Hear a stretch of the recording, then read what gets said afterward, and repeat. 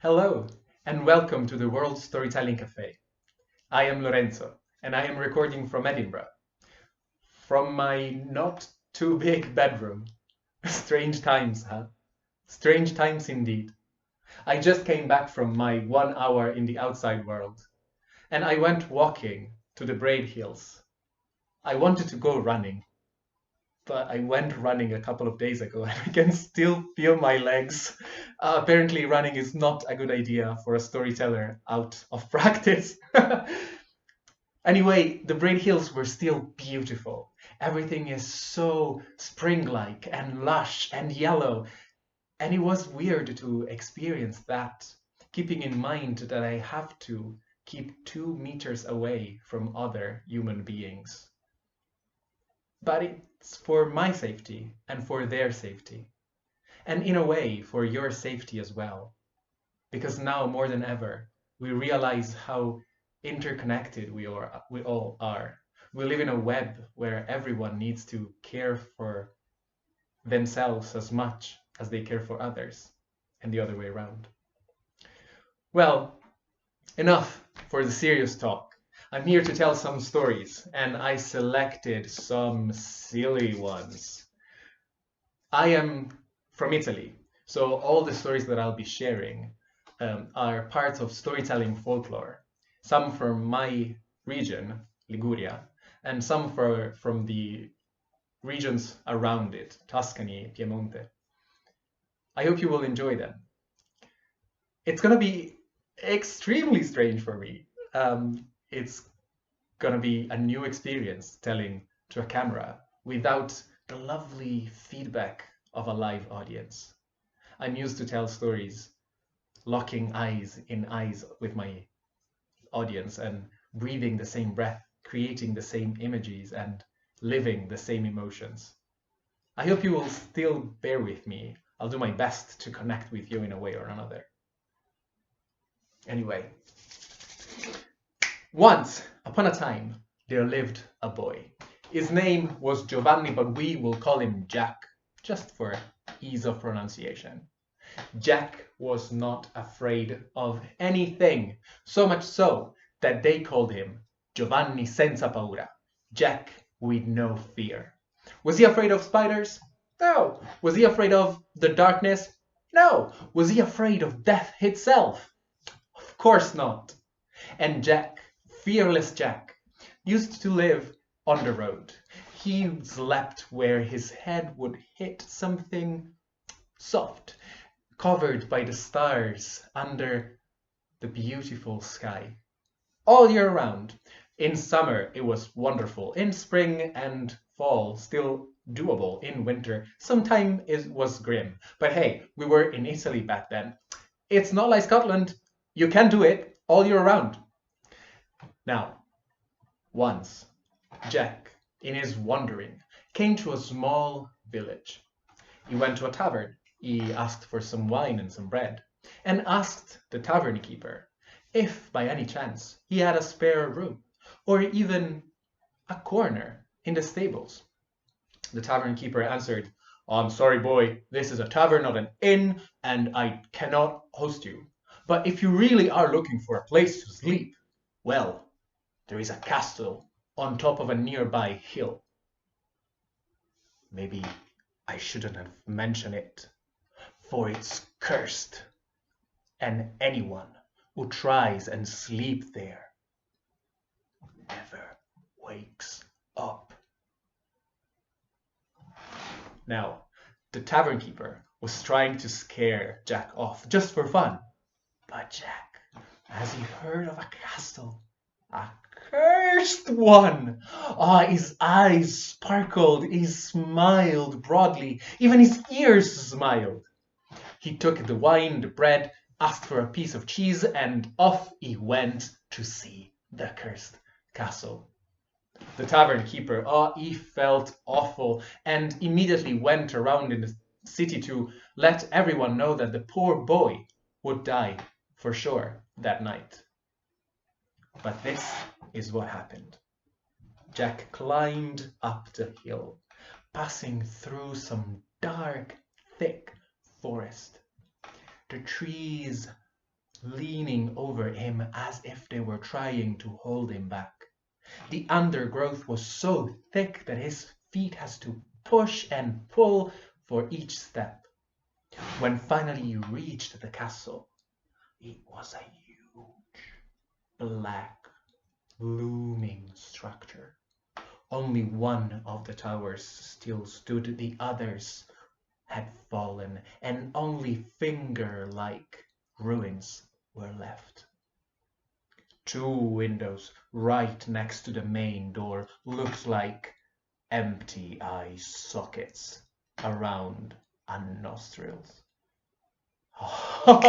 This place was it! Jack was in love with it! He walked right through the main door, waving away some big, huge spiders. And he found himself in a huge chamber. The air was thick and humid and clung on his arms as if the mist was trying to push him out of the castle. But in the very room, in the big room, he found a table, an old moldy chair next to an old chimney. He decided that that was a great spot for dinner. So he rested his wine, his bread, his cheese, decided to go for a walk around, found some amazing spider webs, a lovely nest of bats, rats the size of cats. I mean, it was literally the best place on earth. When he went back to his dinner, one of the rats was trying to eat the cheese. He waved it away, sat, and opened the wine bottle. He took a knife in his pocket and started cutting the bread when, from the chimney, he heard a voice. Butto! Sure, said Jack, who was Italian and understood Italian. Throw it, let it come. And from the chimney came a dead hand, white, covered in moss and bugs, and there was even a worm walking his way around a finger. Jack looked at the dead hand and sliced some cheese next to the bread. Again came the voice from the chimney. Butto! Yeah, throw it, let it come. And from the chimney came a second and even more dead than the first one, white as the first one, with the nails covered in dirt. Jack bit his bread and cheese. Butto! Said the chimney. Throw it, let it come. And out of the chimney came a dead foot, smelly and swollen like a drowned man's foot. Butto, said the chimney. Let it come, throw it, said Jack. And another foot, as that as the first one, as that as the hands. Jack drank some wine, ate some cheese. He was enjoying the scene. Butto, said the chimney. Let it come, throw it. And out of the chimney came a dead chest with the belly swollen, definitely a drowned man. The skin so white you could count the blue veins. Butto, said the chimney one last time. Throw it, let it come, said Jack. And out of the chimney came a head. Black beard, black dead eyes. A worm crawling out of an ear and in a nostril. As soon as the dead head hit the floor next to the rest of the body, the pit started shaking and dancing around the floor, and then the feet stood up, and the torso went on top of them, and the hands at the end of the arms, and the head on the neck. The dead man stood 2 meters tall right in front of Jack, and Jack took another bite of bread and cheese. Follow me, said the dead man, and started walking away from the chimney. Jack definitely wanted to see where this would go, so he grabbed his wine, his bread, and followed the dead man. They walked past empty halls, empty corridors, up and down empty staircases, until they reached a small, small room. There was a hidden trapdoor on the floor, and the dead man, pointing at it, said, "Open it." "You open it? My hands are busy. I have wine and bread. I cannot open it. You go for it."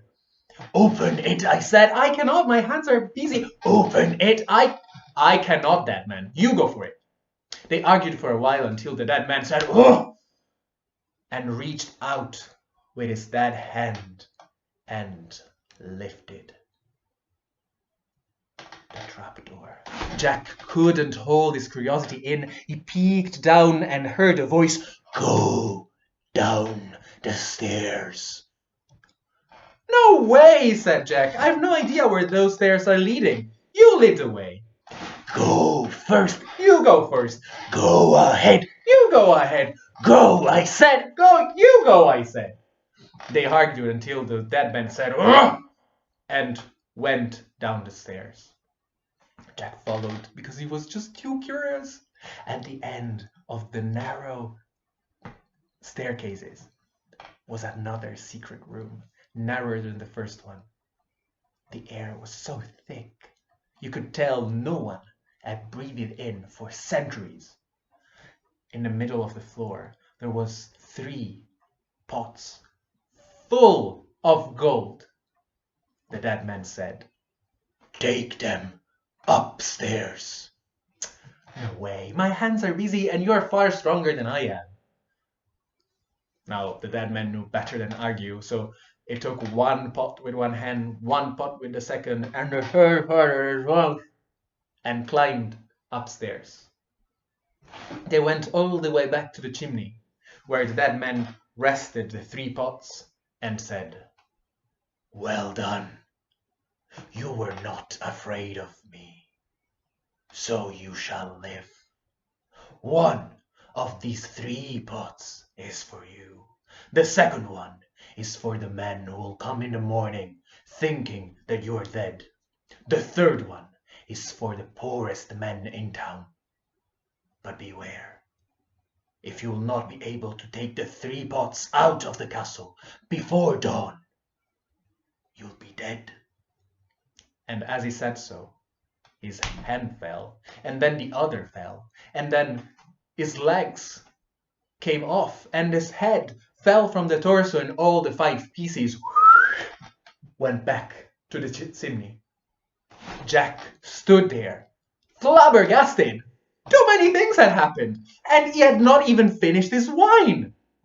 But he had to take the gold off, and dawn was almost there. He could hear the birds chirping, and the sky was definitely clearer. So it took the first one and ran off. It took the second one, but he was tired already and tried to push it out with the third one. He couldn't even lift it, and pushed and pulled and pushed and pulled. And you could see the rays of the sun coming closer and closer to the castle when he finally pushed the last pot out of the door.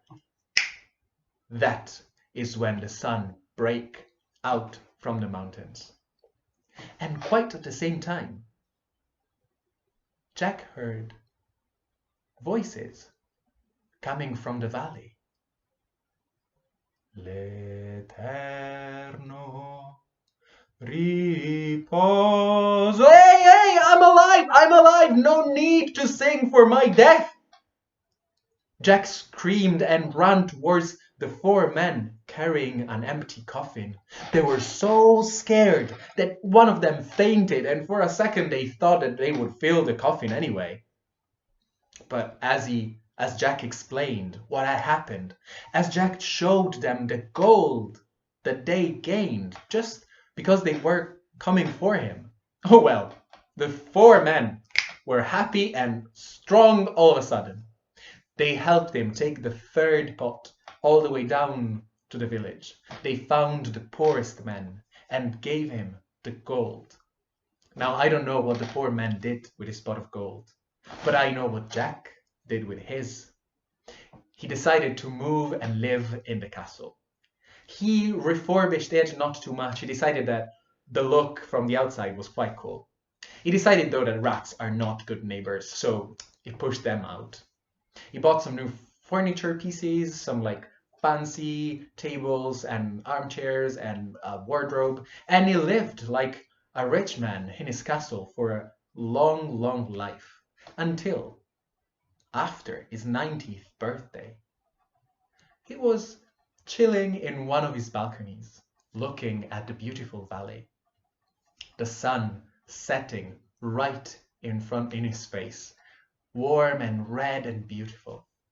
He turned his back to the sun and saw on the wall of his castle something so terrifying that he died of fear.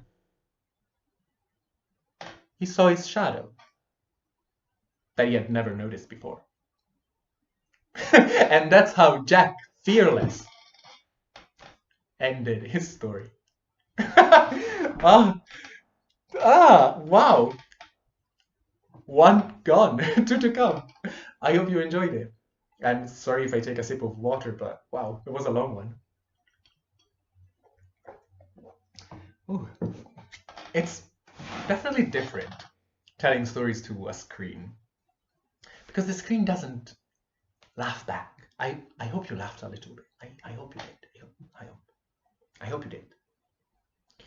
Now, the next one, it's actually, arguably, one of my favorite stories of all time. The first time I told it, I think I was 18.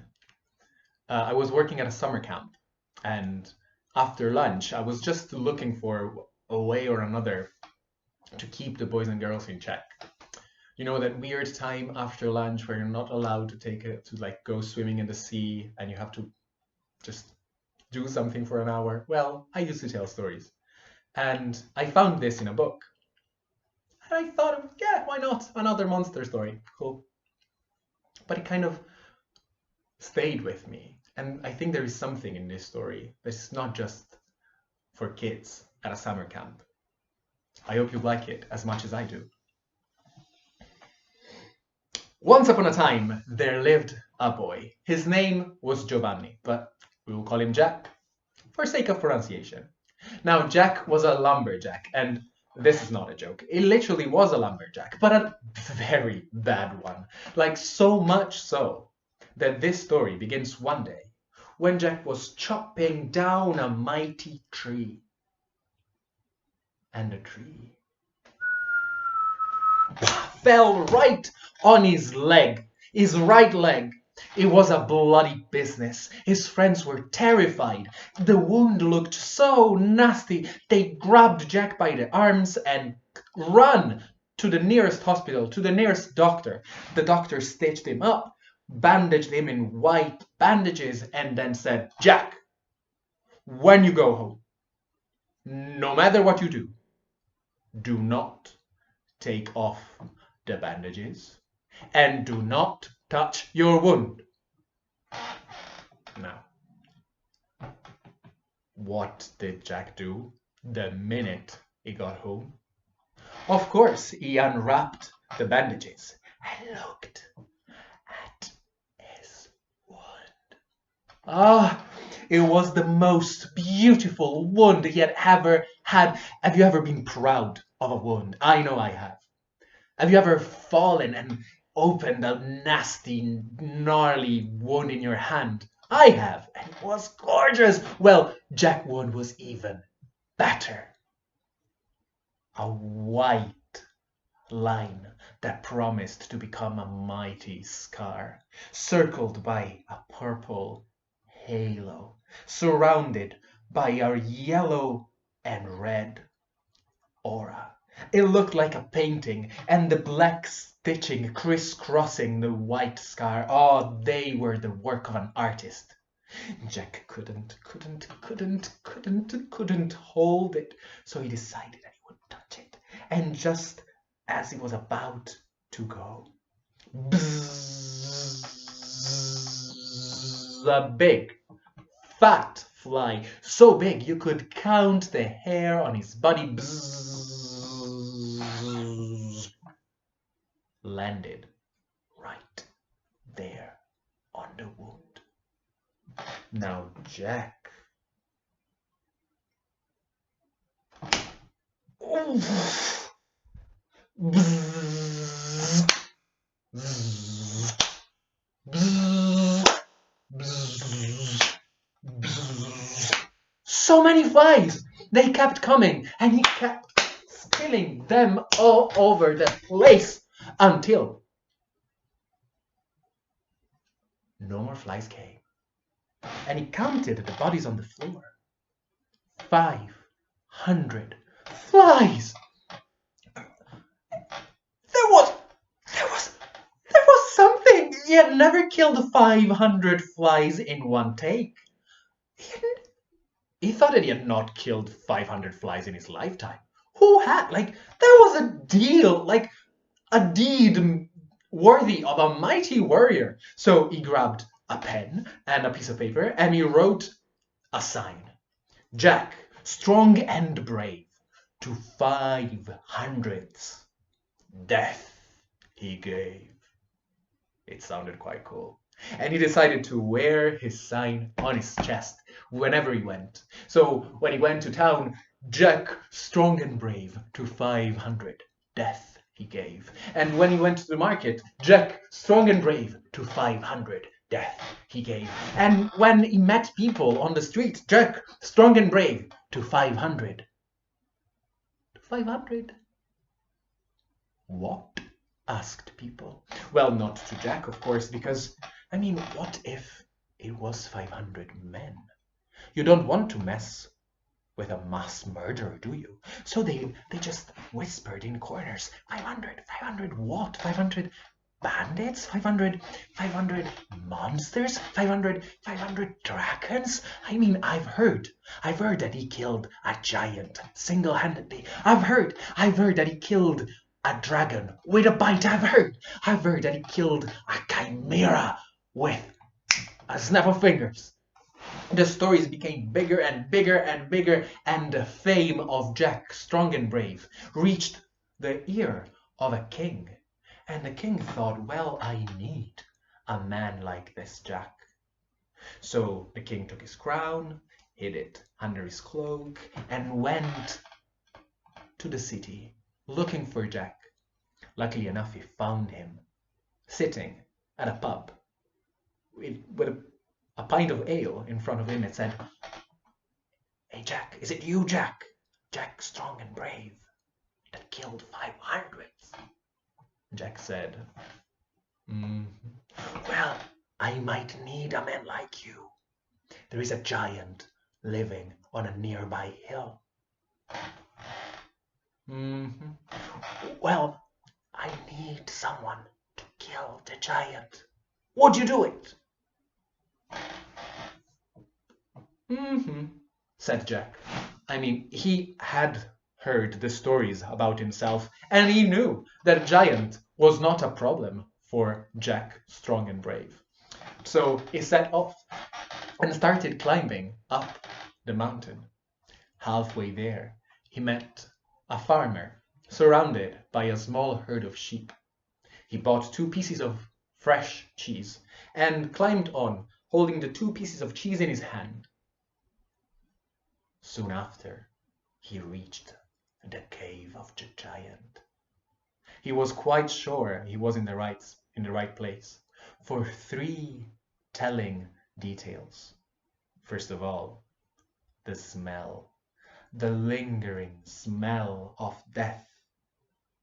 Second of all, the bones scattered all around the cave.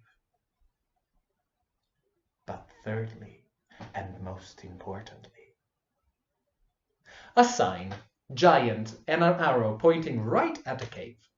Now Jack went all the way to the mouth of the cave and there said, "Giant, come out of your cave."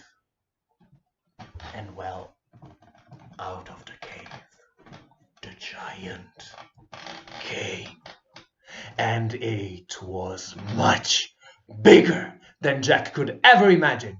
Jack stepped back and said, "Giant, behave well, or mind you, I'll crush your head like I crush this rock. Now, one thing you have to know about giants, their eyesight is not the best. I mean, they're too tall to see details all the way down on the ground. So the giant heard what Jack said and saw that he smashed something, and he just thought it was a rock. Was startled for a second. You heard me well, said Jack. Misbehave, and your head I'll crush like this rock. The giant was impressed. Oh, you are a strong one. I am a big one. With my size and your strength, we will terrify the world, not just this little kingdom. Well, Jack thought it was a good idea, so decided to live with a giant for a while. Now, the giant wanted to test just how strong Jack actually was. So he said, Jack, I have a challenge for you. Tomorrow we'll go to the woods to gather wood, and whoever gets the most shall be the winner. Do you agree? Well, Jack didn't quite have a choice, did he? So the next day they did go to the woods, and there the giant grabbed a mighty oak with an arm, grabbed another one with a second arm, and pushed and pulled until the two trees came out with the roots and all. Jack was not impressed. Grabbed a rope, tied a knot around a tree, and walked to the next and tied a knot, and walked to the next and tied a knot, and walked to the next. And what are you doing? Asked the giant. Oh, well, I thought that if I tie together all the trees in the forest and I'll pull the rock real hard, I'll gather all the woods in the forest in one take. You'll do what? I'll gather all the woods. No. That's not a good idea. The giant, though, was absolutely terrified. He had never thought of that, and he knew that he couldn't pull it off. You'll win this time, but don't do that. You would ruin the forest. We went back to the cave. The giant now was a bit worried about Jack. I mean, how strong was he? Jack, I have another game for you. Tomorrow we'll go to the hill and we'll throw rocks. And whoever throws a rock the farthest away will win. So the next day they went to a rocky side of the hill. The giant grabbed a huge rock like a monolith, lifted it with no effort, and tossed it all the way across the forest. It was an impressive feat of strength. But Jack did not even blink. He rested his arm on a bigger rock.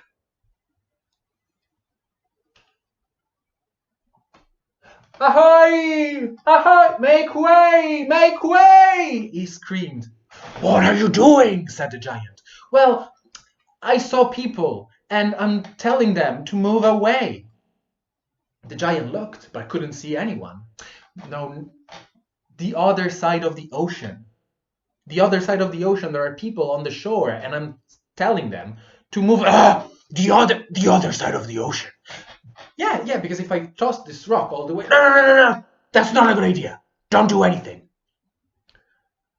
I thought I could never lift that rock, let alone throw it all the way across the ocean. You win this time, but don't do anything. No. So they went back to the cave, and by now the giant was absolutely terrified. And that's when Jack said, listen, giant, I have a game for you. Tomorrow we'll race. We'll run all the way to the village and all the way back to the cave. And whoever comes back first will be the winner. That sounds like a nice idea. I like running. Yeah, I thought so. With your long legs.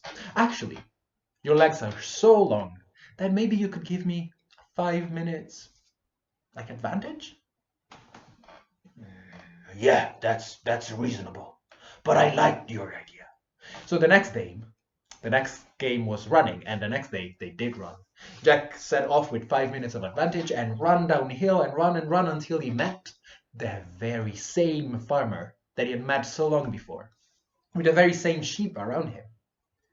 Jack bought a sheep from the farmer, grabbed the sheep by the legs, took his hunting knife and sliced it open. Poor sheep. Took all the guts and spilled the guts on the path around him, then hid the sheep in a bush. The farmer was bamboozled, to say the least. What are you doing, young man? Farmer, a giant is coming running this way. When you see it, he will ask you where I went. Point towards the village. He will ask you if I was running, and you'll say yes. He will ask you about these guts, and you have to tell the giant that I sliced my own belly open to let the guts out, be lighter, and run faster. And said so.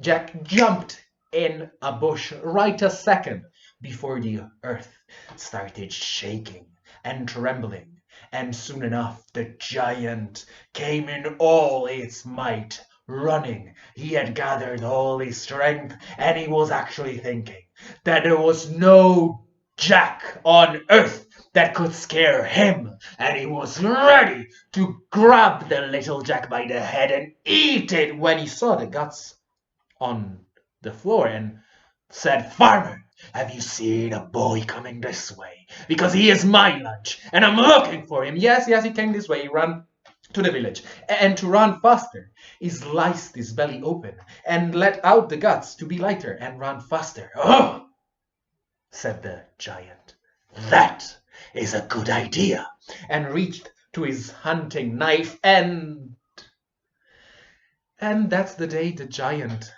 died. Jack came out of his hiding place, cut one of the fingers out of a hand, and took it all the way to the palace as proof that he had killed the giant. The king could do nothing but praise him, and ever since, Jack, strong and brave, was remembered as a hero. Oh.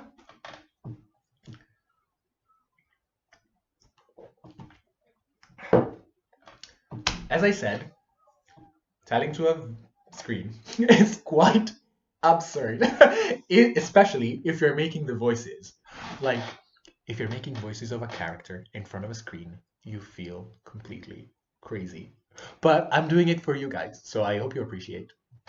Now, the next story is by far the most serious of the selection, so get ready for a very introspective ride. Once upon a time, in Italy, there lived the most beautiful princess. Her skin was white as snow, her face a perfect oval, her hair black as a raven's wing, her eyes blue and deep as lakes. She was beautiful, yes. She only had one quirk. She never smiled. Now, her dad, the king, he loved her. He really did love her.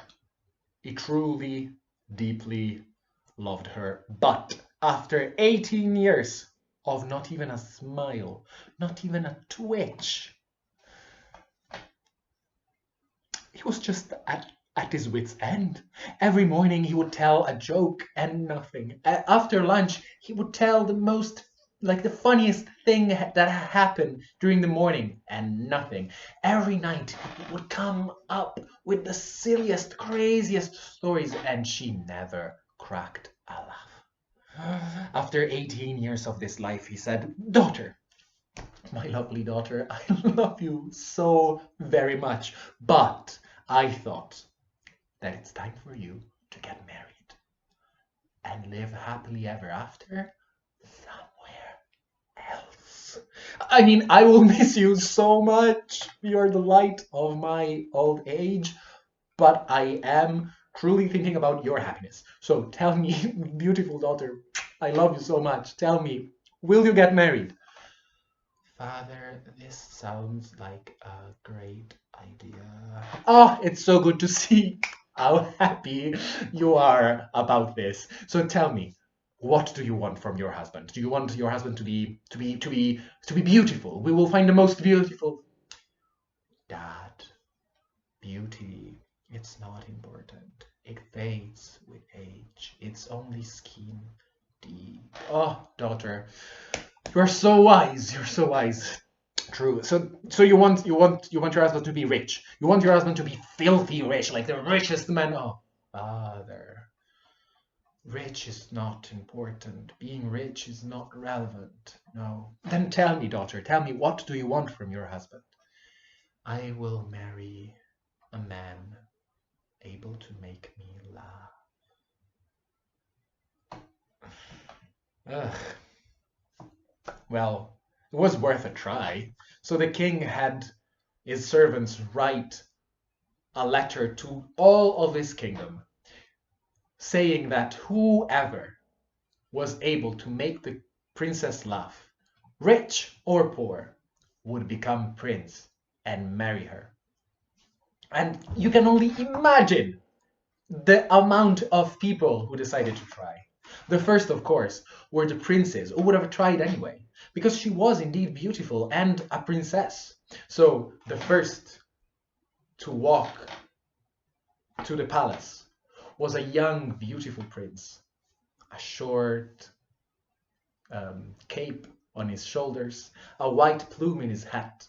He bowed in front of the princess and said, "Milady, a joke for you.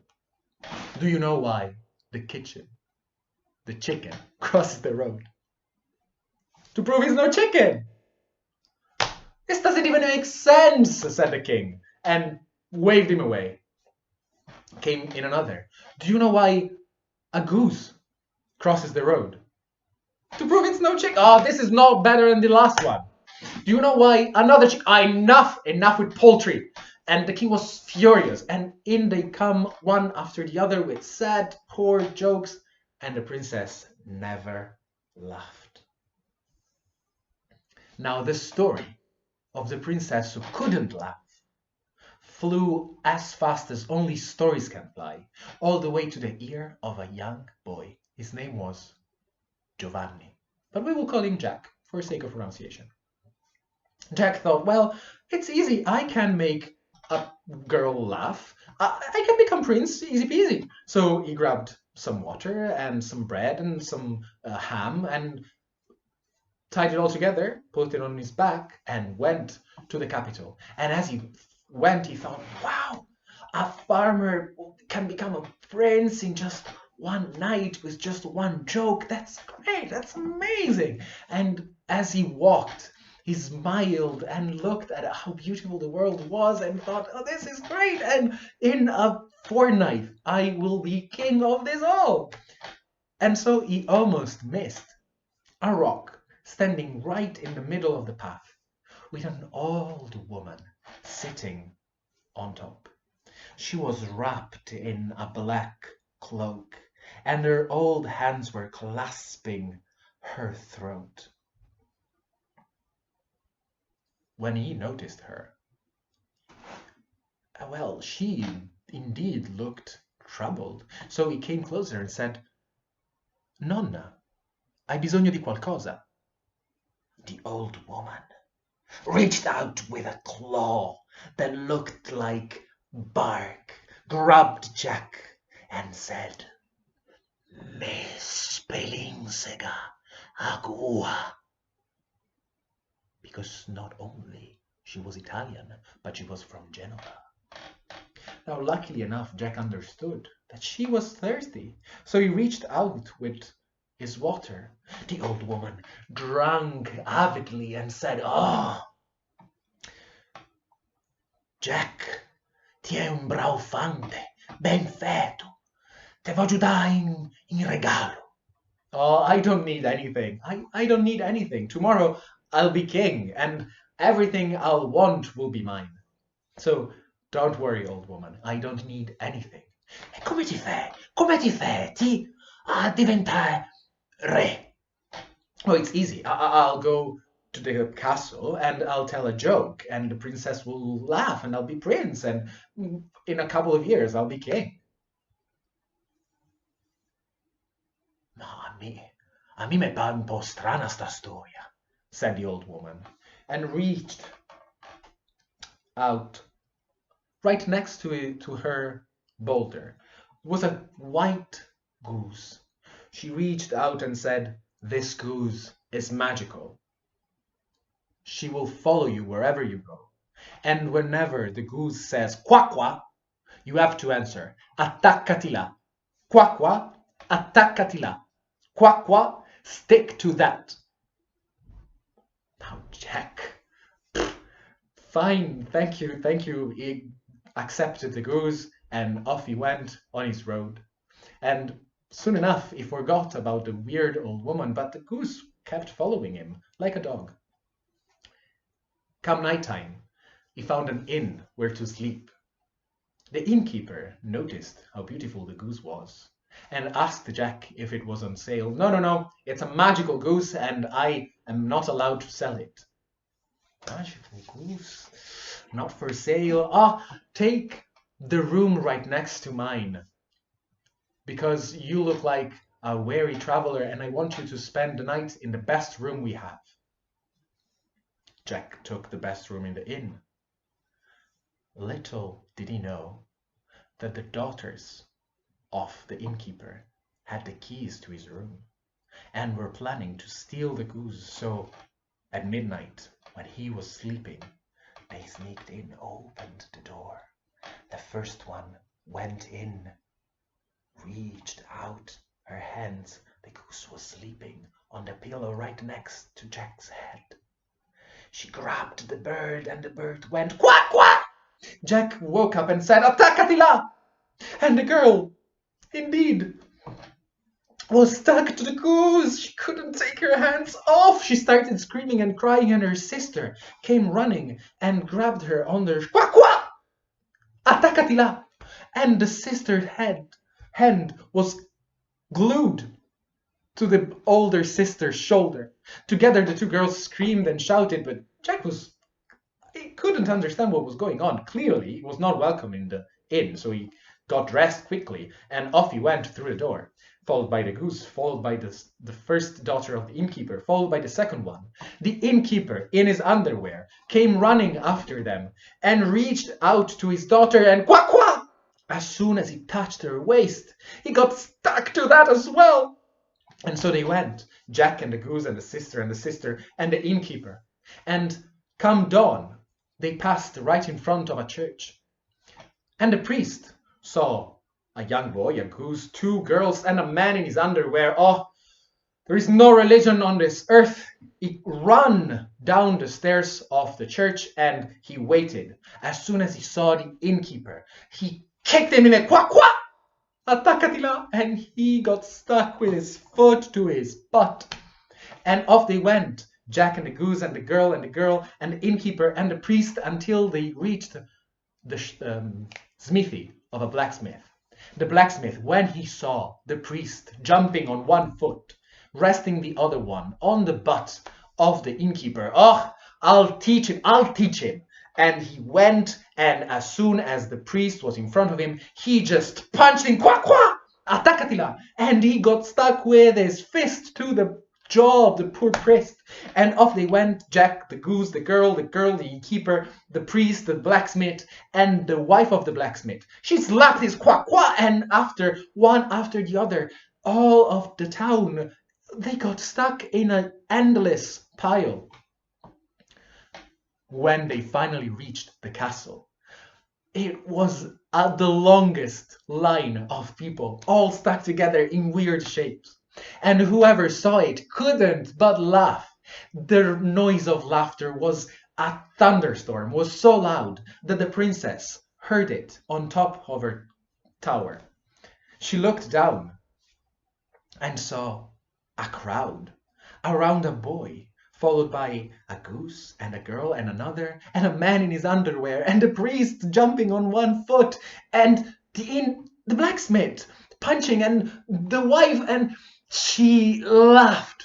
For the first time in her life, she laughed so hard that she couldn't stop. She laughed so hard that she started crying of laughter. She laughed so hard that her maids ran to the king. She laughed so hard that when the king came, she was still laughing.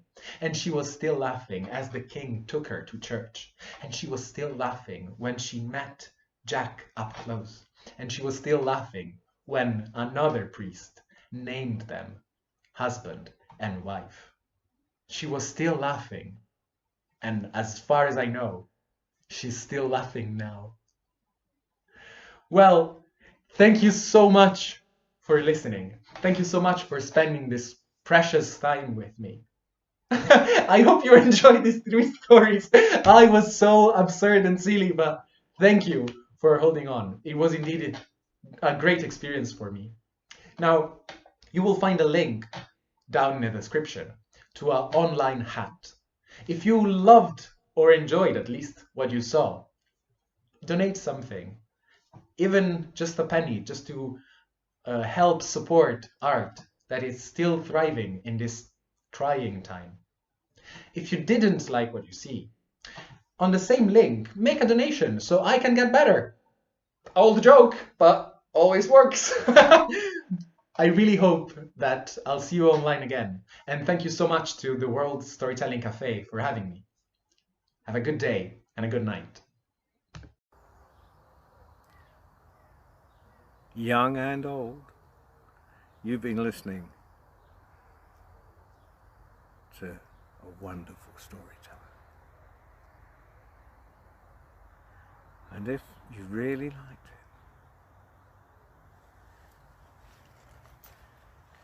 if you've got a little money, doesn't have to be a lot. A little goes a long, long way, as they say. And you can afford it. Just pop it into the storyteller's hat, because right now they're not earning at all, so whatever you've got, it will be appreciated.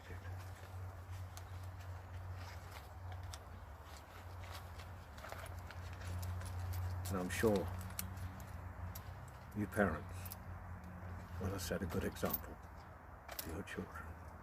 Oh, it's lovely. I'm only joking. But it will keep some of us going through this crisis. And those of you that are self-employed out there will know exactly what I mean, and you're probably exempt.